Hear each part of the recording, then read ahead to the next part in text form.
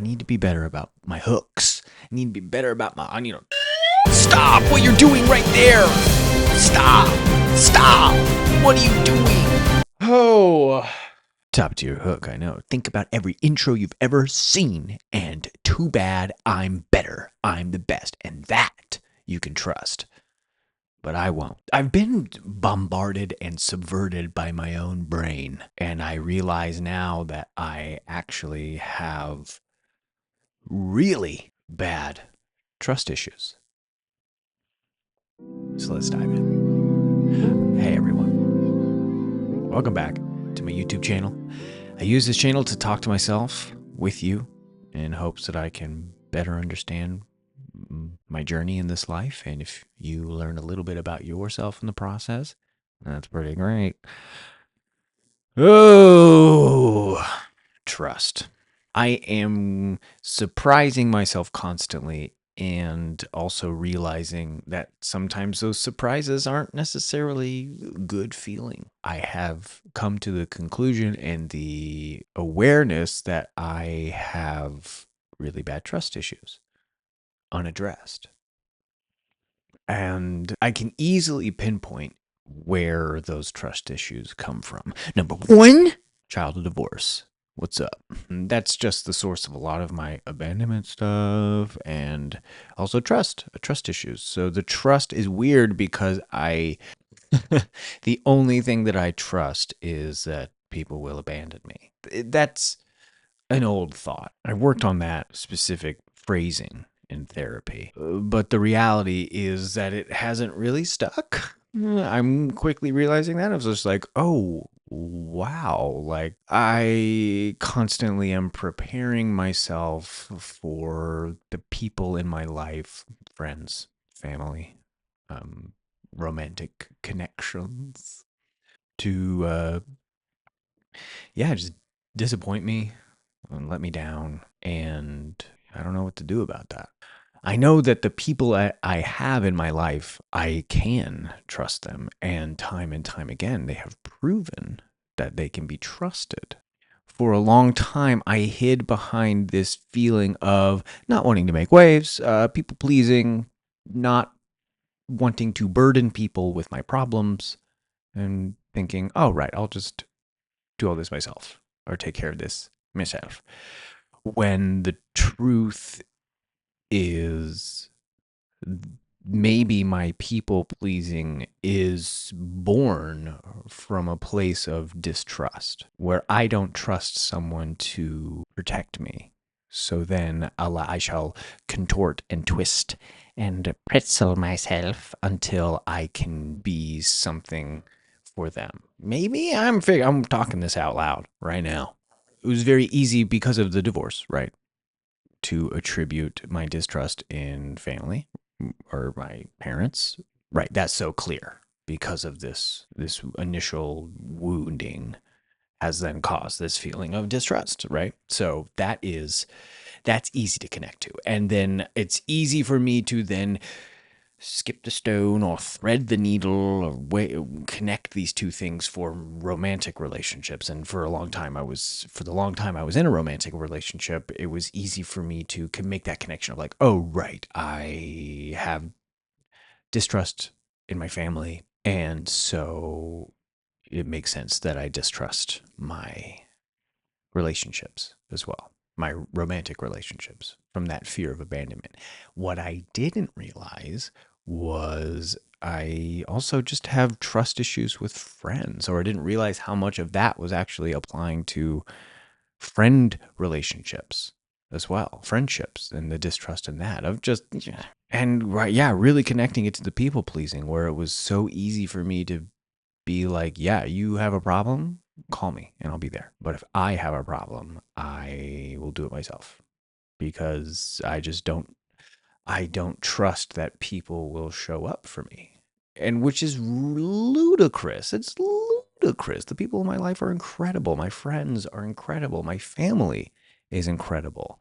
My romantic relationships are disparate. That's okay. I am dating. Whoa, yeah, yeah, you jealous. You jelly. I don't want to talk about romance right now because so much of the exploration of my romantic relationships are all very fresh that this isn't necessarily an issue yet. But also maybe it's good to like think about this stuff and be open about it earlier on to address these things. But if you got an issue, here's a tissue. I'm locked in the idea of this being like a trap of the trappings of my abandonment and the divorce of my parents. And while that is a reason, is not the only reason, as in reason number two, low self worth. Low self worth comes from a place for me of deservedness, I think. And maybe it's also stemming from that abandonment of at times it just feels like I don't deserve friends or don't deserve the things that I have in my life or the relationships that I have. And I don't really know because at times the judgment I place on myself is I could always be a better friend. I could always show up more, support my friends more, just communicate with my friends more, and be a better family member, be a better brother, be a better son, child, star child, be a better child to my parents. And it's so constantly sort of creating this expectation for myself that I'm not doing it well enough. And I think because of that, it creates this swirl of when people who of their own free will and volition show up for me and do things for me out of the kindness and goodness of their own hearts without me really asking for it, that's where I get very confused because I'm like, what? I haven't done anything to deserve this. Why are you supporting me like this? I wish I had a better or like a more detailed and complex source for this because it feels easy to be like, right, my parents got divorced and that's why I don't trust people, or right, I have low self-worth and that's why I don't trust people. But sometimes it is the simple things that cause these problems to persist because it's the problem is so, or the symptom is so simple that it becomes a sort of catch-all. And so it's been easy for me to address abandonment because that was much more important for me in terms of being in a romantic relationship for a long time. And now that that's not in play anymore, this is all, then these feelings of abandonment are still there. And I'm like, oh, so maybe it wasn't just these things, or maybe it's just more widespread across me. Maybe it is more endemic of my current situation than I thought. Of course, it's like any quick little research on trust issues will always sort of lead to low self-esteem and abandonment. And what I've noticed, the ones that kind of become more challenging, because those are very clear and very simple to me, but other symptoms that feel a little bit more dicey was like a history of being bullied. I wasn't bullied incessantly at all. I was teased by friends, but I would also tease my friends too. And I remember being picked on, but I don't think I would not classify it as bullying because it wasn't consistent, it wasn't daily, and it wasn't lingering. And yet here I am talking about it. Or another one can be difficulties of connecting with people. And this one, it feels very snaky because I don't think I have problems connecting with people. I like talking to people and I like asking people questions, but my trust issues manifest and I'm very good at connecting with people because I'm very good at diverting the conversation back to the person that I'm talking to. Yeah, like I noticed that it's in conversations with meeting new people, it's so easy for me to go into Captain Question and just be like, "Oh, that's cool. Question. Oh, wow, fantastic." And just load up another question. And then I find that I've been talking to someone for a long time and I tend to learn a lot about them, and yet they know nothing about me. And Earlier in my life, I thought that was a wonderful skill of connection. I'm just so interested in connecting with people. But the reality is it's just one way. It's just a one-way connection, and that's unfair to the person I'm talking to not give them the opportunity to learn about me too. And so I was just asked questions so that I would not have to share things about myself. And that's a tricky thing to combat because it's easy for me to immediately feel selfish if I talk about myself, or self-centered if I talk about myself. And it's also a trait that I actually really cherish about myself. I love the curiosity that I have for other people. But the balance of it all is what throws it out of whack, and what makes me realize that it's more connected to my trust issues than my curiosity. Yeah. And what sucks about all this is that trust issues like build into other serious issues, and loneliness and isolation, and it's something that can also just feed the beast of what exists right now. It's so much easier. I think this is the easiest time in human history to be lonely and to be an isolationist, because everything you could ever want, you can order through a computer or order through a screen. And so you do not have to engage with the world in reality as much as we had to in the past. And then that feeds to sort of trust issues, because I don't trust. Yeah, I just don't trust. But okay. But enough of the lamenting about my trust issues. And what do I do about it? What do I do about trust? I think talking about it is important. Holding it in is never going to help anybody, least of all me. And while I think it's good to have a therapist, 100%, yes, please. If we're only talking about this stuff inside of my therapy session, then that's not the purpose of therapy. I just want to be able to, and I can do a whole thing on therapy speak as I'm inundated with it. Here I am. But if I'm only talking about my trust issues with my therapist, then that defeats the purpose, because to have trust, I think, is to have trust in the world, and so move through the world at it with more of an open heart and more trusting. And so talking about it is really important.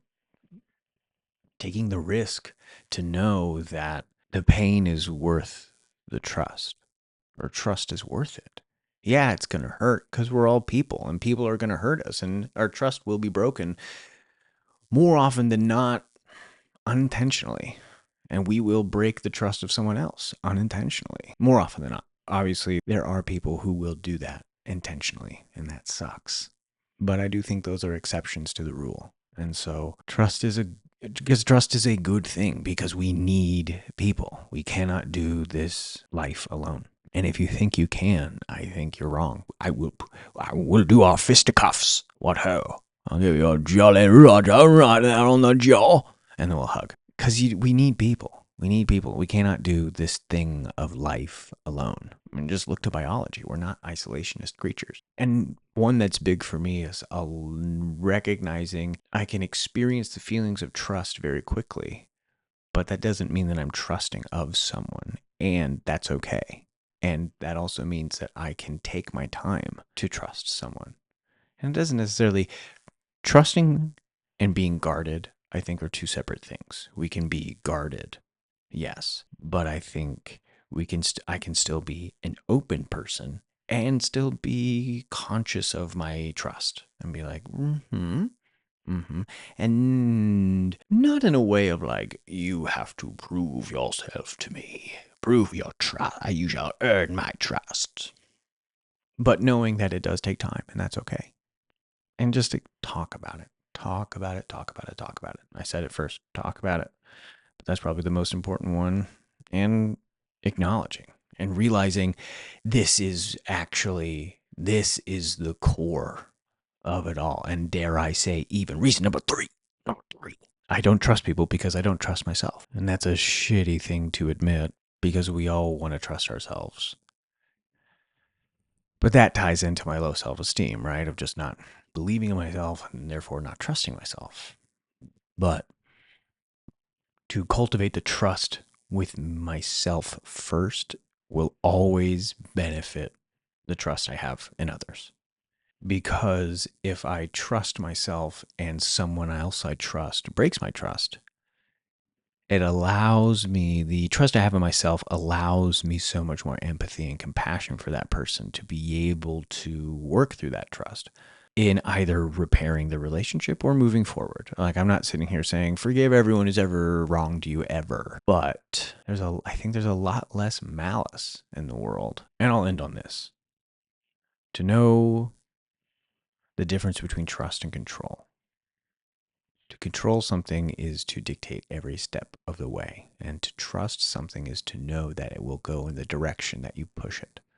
If I roll a ball down a hill, I trust that it will get to the bottom of the hill, even if it bounces and hits other things and works its way down. But if I roll that same ball down the hill and I try to control the ball down the hill, I'm only going to end up chasing the ball down the hill and fall myself. And so surrender the control and welcome the trust. Simple, but not easy. And it's maybe something we have to do every day and relearn every day. But I think that's all I got. Thank you for watching. Be sure to like and subscribe. And yeah, I love you. And I trust you. And I trust me. Bye-bye.